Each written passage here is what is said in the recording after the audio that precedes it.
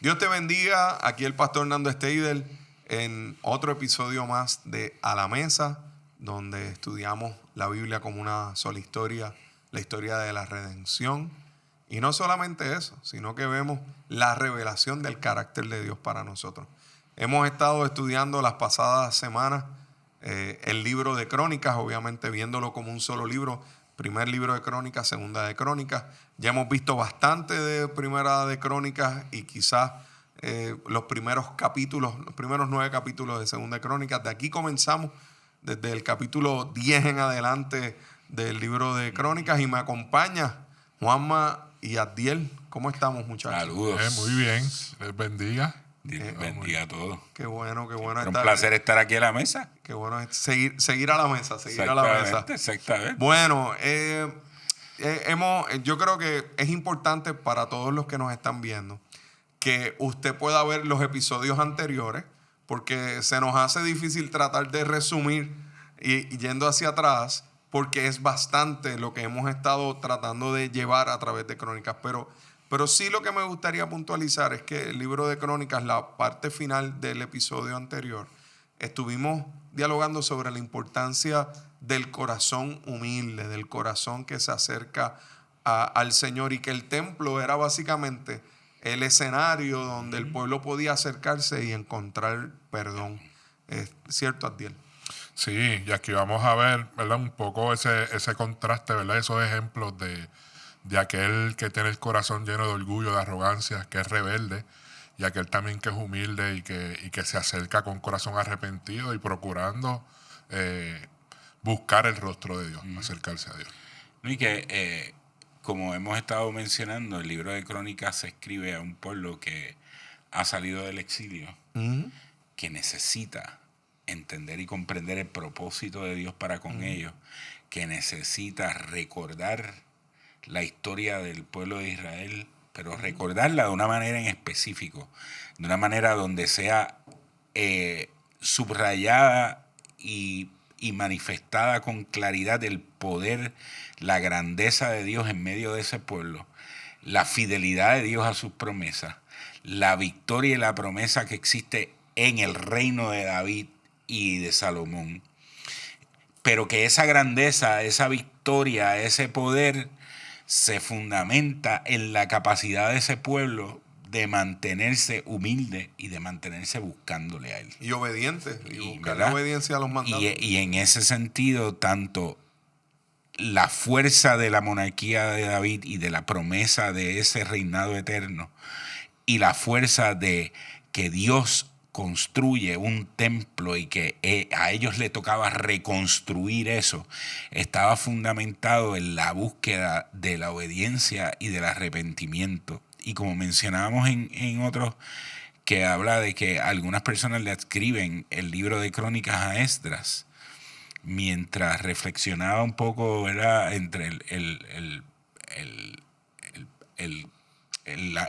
episodio pasado y me acuerdo de ese relato de Esdras en el púlpito de madera en medio del pueblo leyéndole las escrituras, y el pueblo reconociendo y el pueblo llorando y arrepentido la necesidad de Dios, ¿verdad? La necesidad de arrepentimiento, de entender la profundidad de lo que había sucedido y de por qué habían ido al exilio, y de entender la responsabilidad que tenían ahora de reconstruir no tan solo ya la ciudad, sino reconstruir el templo. Y en ese sentido, ese es el pueblo a que este libro le está hablando, y que ahora en esta última etapa va a profundizar en esa necesidad de humillarnos y de buscar a Dios, porque es el único que puede no tan solo sanar la tierra en ese momento, sino sanar nuestros corazones.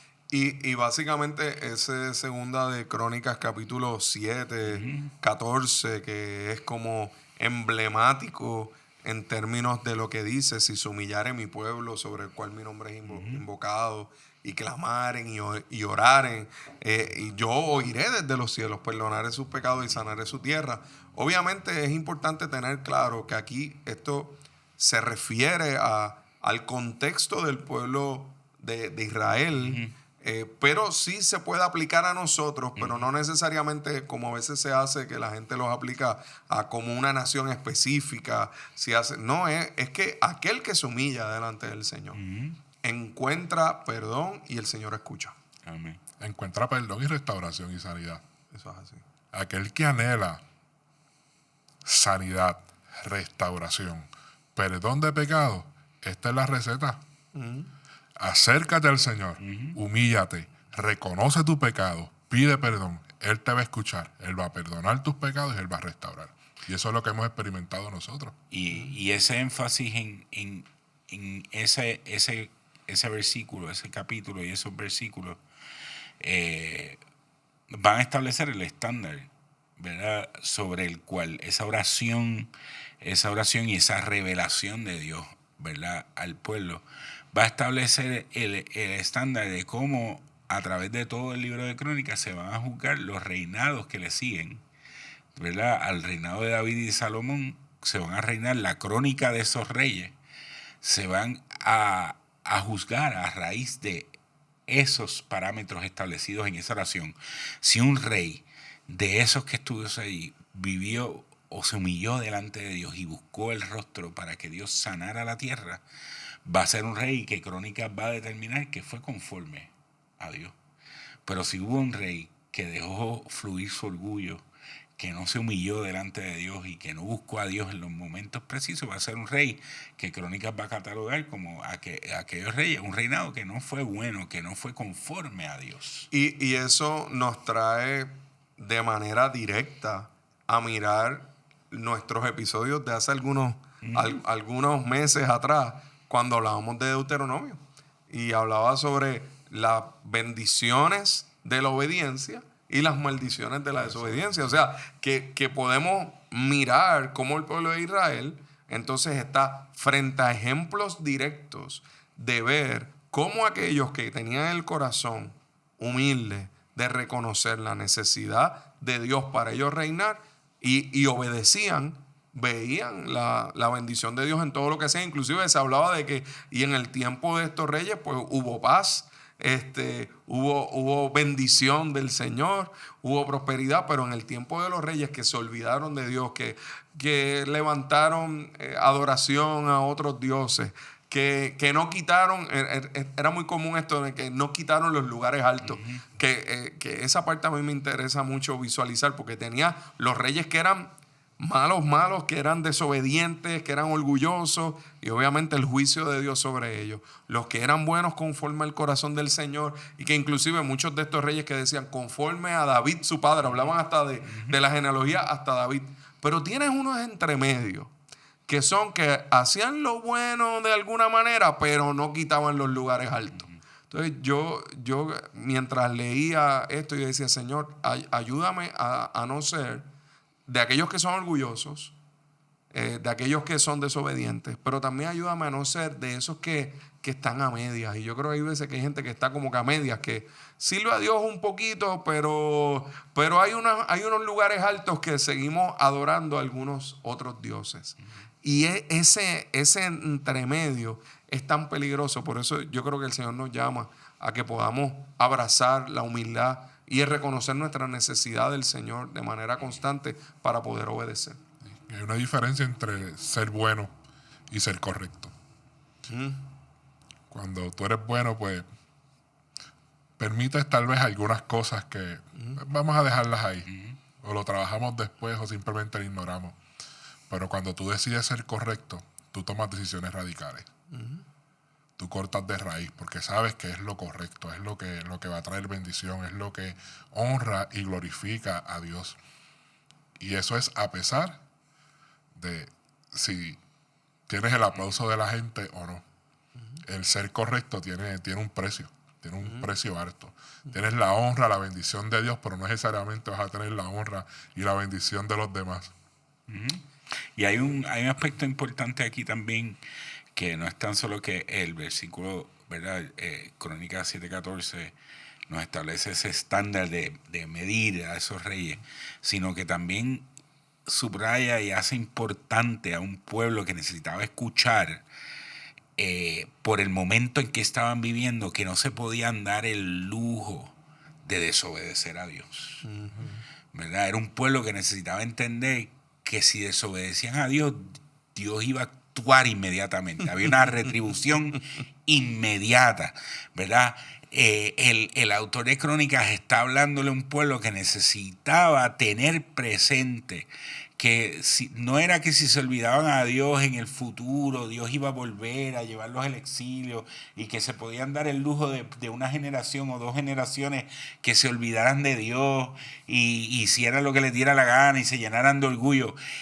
Estaba hablando un pueblo que necesitaba no tan solo entender que necesitaban estar en humillación y en búsqueda constante de Dios, sino que un pueblo que tenía que entender que si se apartaban de Dios, la retribución, o sea, el castigo de Dios iba a ser inmediato, era inminente, porque necesitaban obedecer para poder reconstruir, para poder hacer lo que tenían que hacer.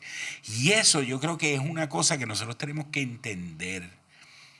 A veces en nuestra vida Dios sobreabunda en misericordia. No, nos da, mira, como decía en ¿verdad? el campo, nos da la soga. Y a veces nosotros pasamos la línea y decimos, diache, no me cayó el rayo.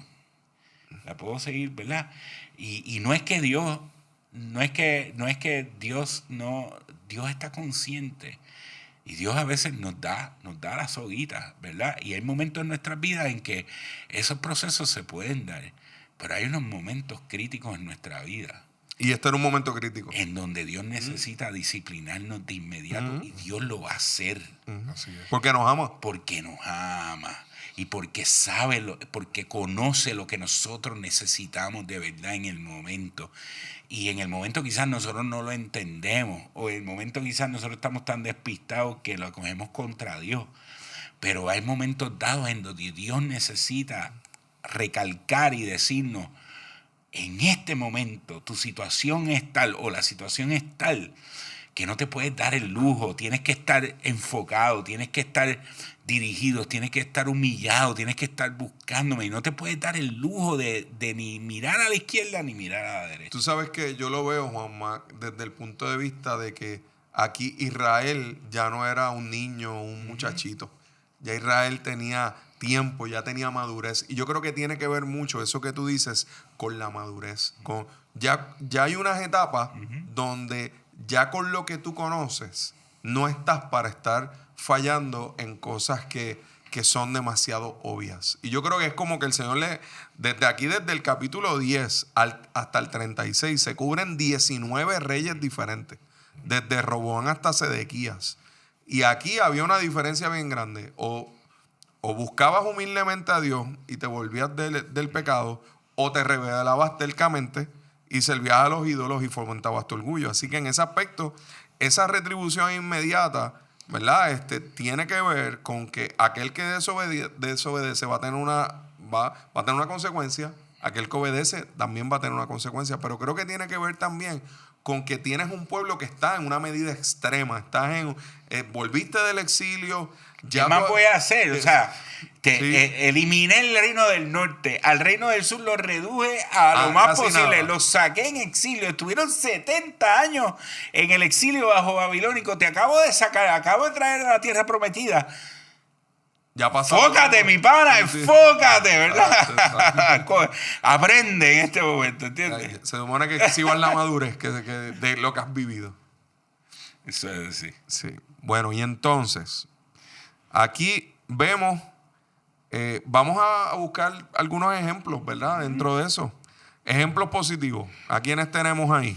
Bueno, ahí está Josafat, y te lo dejo ahí para que... Definitivamente. El rey Josafat dice que, y enseñaron, esto está en 2 Crónicas 17, enseñaron en Judá teniendo consigo el libro de la ley y recorrieron las ciudades de Judá enseñando al pueblo. O sea, Josafat se dedicó a un programa intensivo de discipulado. y dice que eso provocó que los que estaban alrededor no osaran hacer guerra contra Josafat. Un pueblo lleno de discipulado, un pueblo lleno de la palabra de Dios, un pueblo que va a poder obedecer. Y ese pueblo obediente ve la bendición inmediata de un pueblo que escucha al Señor, escucha su palabra, disfruta de la paz Y los que estaban alrededor, dice que cayó un pavor, cayó un terror de Jehová sobre ese pueblo. Así que eso es un ejemplo a seguir. Josafat, yo por lo menos soy de los que considero que lo más que uno necesita dentro de lo que es la iglesia es que haya un discipulado intensivo de comprender, de conocer la palabra para poder obedecerla. ¿No? Y el efecto de la palabra en el pueblo de Dios va a ser evidente al mundo. Y aquí en este momento, pues, entró miedo, ¿verdad? Y pavor, pero en este tiempo en que nosotros estamos viviendo, el que nosotros podamos ser discipulados y permitir ser discipulados por la palabra y vivir en obediencia a la palabra del Señor, va a provocar que la gente pueda acercarse a Dios.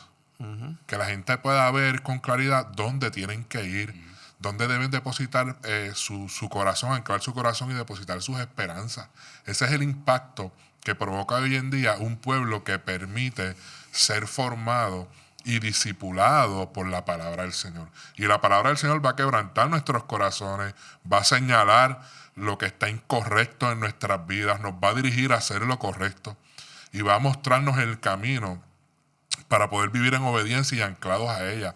Y ese fruto, ese resultado de todo eso, que no va a ser fácil para nosotros vivir de esa manera y permitir, ¿verdad? O experimentarlo, porque el que nos señale lo que está incorrecto, malo en nosotros, a nadie nos gusta que nos señale lo que es incorrecto. Cuando la palabra, ¿verdad?, va y mete el dedo ahí en la llaga, a nosotros no nos gusta eso. Pero es una gestión, ¿verdad?, y una intervención de amor de Dios para con nosotros. Pero a pesar de lo incómodo que pueda ser para nosotros, el que nosotros permitamos como iglesia o como individuos que eso ocurra en nuestras vidas, va a provocar un impacto poderoso, no tan solo en nuestras vidas o en la congregación, en la iglesia, sino un impacto poderoso también en el mundo, porque la gente va a poder ver, ¿verdad? Y entender qué yo debo hacer, a dónde me debo acercar. Necesito rendirme de esta manera porque quiero vivir esta vida que están viviendo. Amén, amén. Bueno, Juanma, y otro rey que hizo lo bueno, hasta cierto momento. Ezequías, ¿qué puedes decirme de Ezequías? ¿Verdad? Que al final de sus días pecó, ¿verdad? Pero nos dice la Escritura, en 2 Crónicas 32, del 25 en adelante, dice: mas Ezequías no correspondió al bien que le había sido hecho, sino que se enalteció su corazón de nuevo. La vara de 2 Crónicas 7:14, ¿verdad? No se humilló, sino que se enalteció. Y vino la ira contra él. Ahí vimos la retribución inmediata. Ezequías se salió, enalteció su corazón y la ira vino sobre él. Y contra Judá y Jerusalén. Pero Ezequías, después de haberse enaltecido su corazón, se humilló. Y ahí de nuevo la aplicación de 2 Crónicas 7:14. Él y los moradores de Jerusalén, y no vino sobre ellos la ira de Jehová en los días de Ezequías. Así que también vemos la oportunidad, aun cuando la esperanza. Ante el enaltecimiento de nuestro corazón puede venir la disciplina de Dios. Como dice 2 Crónicas 7:14, si nos humillamos y buscamos su rostro, Él vendrá y sanará. Y así le sucedió al reinado de Ezequías. Y así nos puede suceder a nosotros en nuestra vida. El hecho de que seamos confrontados por Dios con su disciplina, por la dureza de nuestro corazón o por el orgullo en nuestro corazón, lo que debe causar esa disciplina es que nos volvamos a Jehová. Algo que decía C.S. Lewis es que el diablo es diablo por orgullo. Entonces yo creo que muchas veces eso es lo que ocurre en nuestro corazón. Tiramos más hacia el orgullo y por eso necesitamos algo que hace poco decía en la iglesia y que también lo enseñaba Timothy Keller, era que la persona que es verdaderamente sabia es aquella que reconoce su gran capacidad de necedad. Yo creo que la persona que es humilde entiende la profundidad del orgullo de su corazón y lo rinde delante del Señor. Y la humildad se aprende. Jesús lo dijo: aprended de mí, que soy humilde de corazón. O sea, Jesús se humilló. Jesús dejó todo su trono y vino y se humilló. Entonces yo creo que nosotros tenemos que, tenemos que en muchas ocasiones ser conscientes espiritualmente de nuestra necesidad de rendir nuestro corazón delante del Señor y que no nos pase que tengamos que enfrentarnos a la consecuencia inmediata para entonces arrepentirnos, sino que podamos vivir una vida de arrepentimiento constante. Y aquí vemos otra vez, como hemos visto en episodios anteriores, cómo la actitud, el comportamiento de un líder impacta a una nación, a unos seguidores. Y esto, cada vez que yo pienso en esto y medito en esto, mi corazón tiembla, porque nosotros estamos en posiciones de liderazgo que las decisiones o la actitud que asumamos afectan a la gente que nos sigue, que está en el cuidado de nosotros. Y es algo que nosotros siempre debemos tener presente cada día. Y una de las cosas que nos ayuda a nosotros a poder mantenernos humildes y enfocados en la necesidad de buscar constantemente el rostro de Dios es tener gente cerca. Amén. El no estar solo. Estar solo es el peligro más grande que uno puede, ¿verdad?, correr. Pero cuando tenemos gente cerca, eso nos ayuda a mantenernos humildes, a mantenernos enfocados de la necesidad que tenemos constante de buscar el rostro de Dios y de estar rendidos a los pies de Él. Y de no sobreconfiarnos, como entonces cuando seguimos viendo otros ejemplos, como vemos a Roboam, que Roboam cuando se sobreconfió consolidó su reino, y cuando consolidó su reino dejó la ley de Jehová. Y eso nos pasa, ¿cuántas veces hemos visto eso como pastores, verdad? Que de momento la gente está en un proceso de dificultad en su vida y dice, bueno, voy a acercarme al Señor, y se acercan al Señor, y una vez todo mejora, mira, dejan la ley de Jehová. Y entonces, pero aquí, como lo que decía Diel, la influencia, todo Israel dejó la ley también. Y entonces vemos el patrón de que se abandona al Señor y las consecuencias son inmediatas. Igual a Amasías, como dice entre los capítulos 25 al 27 de Segunda de Crónicas, dice, desde el tiempo en que Amasías se apartó de Jehová, empezaron a conspirar contra él en Jerusalén. Y habiendo él huido a Laquis, enviaron tras él a Laquis y allá lo mataron. Así es que vemos, ¿verdad?, ese relato de la retribución inmediata. Abandonó a Dios y desde que lo abandonó, ¿verdad?, vino sobre él ese impregnar en nuestro corazón las consecuencias de darle la espalda a Dios. Es importante. Mi oración casi todas las mañanas cuando salgo de casa es: Señor, líbrame de mi propia necedad, líbrame de mí mismo, ¿verdad? A mí, yo lo digo vez tras vez, y el discipulado uno lo repito cada vez que puedo. En ese sentido, ese pasaje de Romanos donde dice que Dios los abandona a sus pasiones, a mí me friquea, a mí me da ese frío por la espina dorsal, porque yo conozco cuán profundas y oscuras son mis pasiones.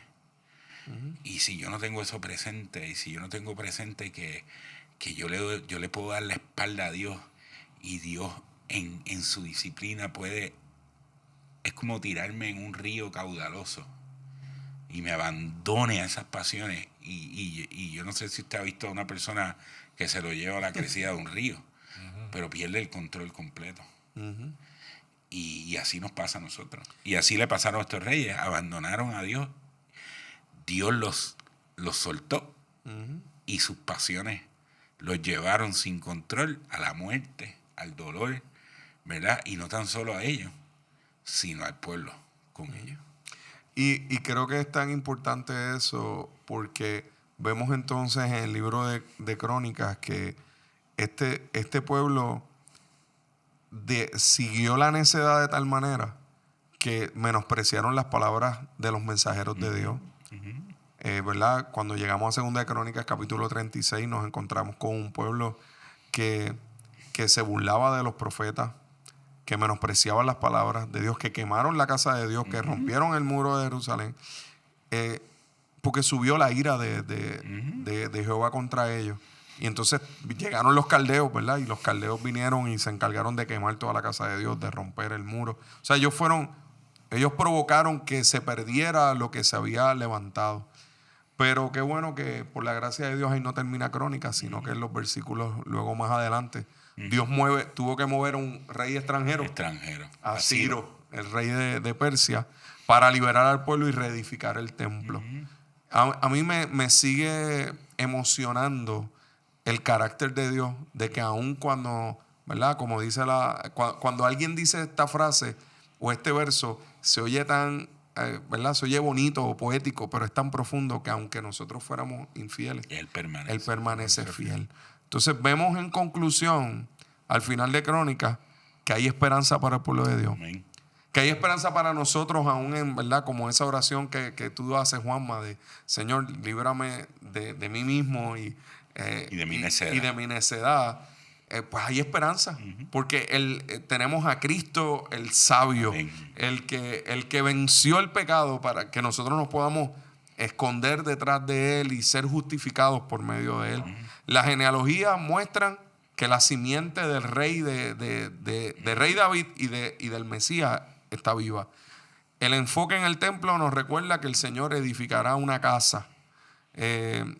Entonces, Crónicas nos lleva a Cristo, porque Él es el cumplimiento de todas las promesas. Él es el que rescata al pueblo del exilio espiritual. Él es el hijo ¿verdad? Prometido de David. Y Cristo es el verdadero templo, como decíamos en el episodio anterior. Así que al final de Crónicas no es, y esta frase me gustaría que la pudiéramos tener clara. El final de Crónicas no es un signo de interrogación de que Dios va a hacer.